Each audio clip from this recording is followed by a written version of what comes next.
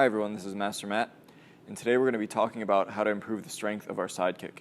The Sidekick is a simple yet very complex kick that has a lot of often overlooked intricacies, which takes away from the power of our kick. So I'm going to split this up into two categories, the first being general leg and body strength.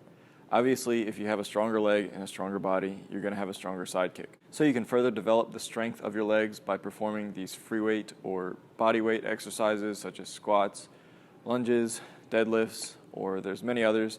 I'm not going to get into too much detail on different workouts because you can look that up on your own.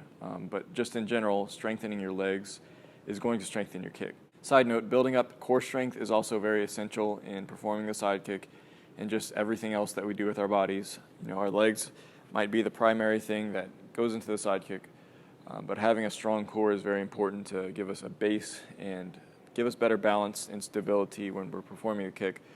So don't neglect your core. Now, aside from these general strengthening exercises, I have what I call kick strengthening exercises that are things like active stretches, like holding your leg up in the Sidekick position for seconds at a time, or using a pole or a wall or a chair to do leg lifts, or you can do consecutive side kicks from that position.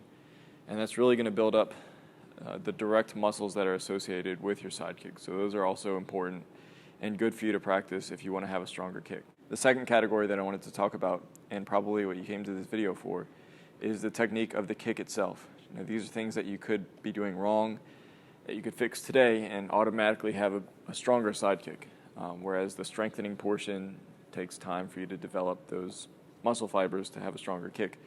And this also will take you time and muscle memory and practice before you master these techniques. But these are fixes to your kick that you could possibly be doing wrong now. One of the main things that beginners and practitioners in general struggle with on the Sidekick is what part of the foot to actually kick with. What we do want to kick with is our heel, primarily, but a lot of people will be kicking with the front of their foot, aka their toes, or also the blade of their foot, which we really also don't want to do. Like if I'm kicking with my toes, there's nothing behind the front of my foot to back it up. So when I put pressure on it, the natural thing for my foot to do is be pulled up and pushed against itself, and we're not built to do that.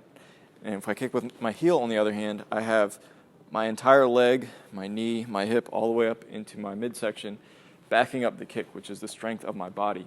So we have all of that going into the kick, which is why we want to kick in a straight line with our heel. If you think about it, a punch as well, we talk about hitting with these front two knuckles, because if we hit offline from the rest of our arm, that's going to cause damage to our hand, and that's not what we want. The same thing applies to our Sidekick. We want to kick with the heel in a straight line, so you want to practice aiming with just your heel when you're kicking a target. Next up, and this is going to be a lot harder to master, is the alignment of our body when we're throwing the kick.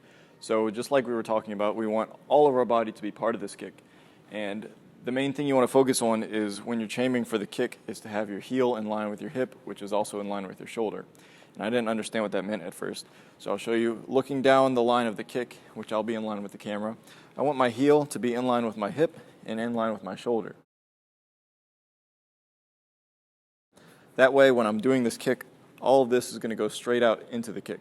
I don't want my heel out this way, and I also don't want my body forward this way, because that's not going to translate to a straight kick.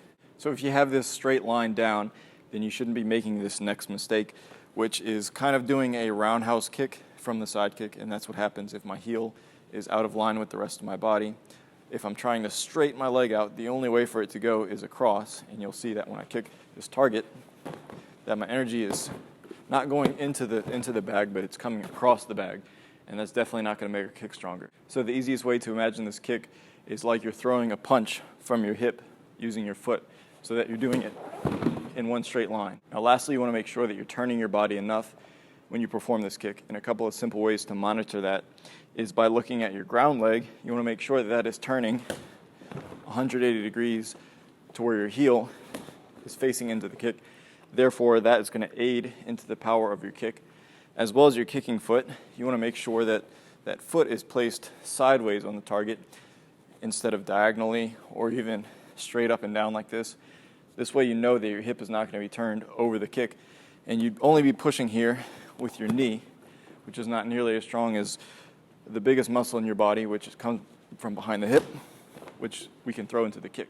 So I like to teach this kick coming from the back leg so that we can understand where the body needs to be, turning all the way before it performs the kick. But you can obviously do this kick from the front leg. I would just suggest, to make it stronger, you can push a little bit of a hop from the back leg and kind of slide in when you're doing this kick to add a little extra oomph to the kick. Finally, the age-old advice in strengthening techniques is to exhale or ki-op when you're performing a technique. That's going to help your body to release all of its energy out through the heel when you're doing that kick. Ayah!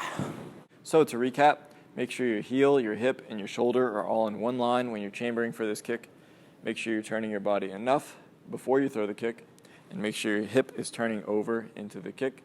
Also, you have to kick with your heel, and make sure you're exhaling or yelling when you perform the kick for maximum power. And don't forget to exercise and strengthen the muscles in your body, namely in your legs and your core, and you'll be breaking concrete blocks in no time.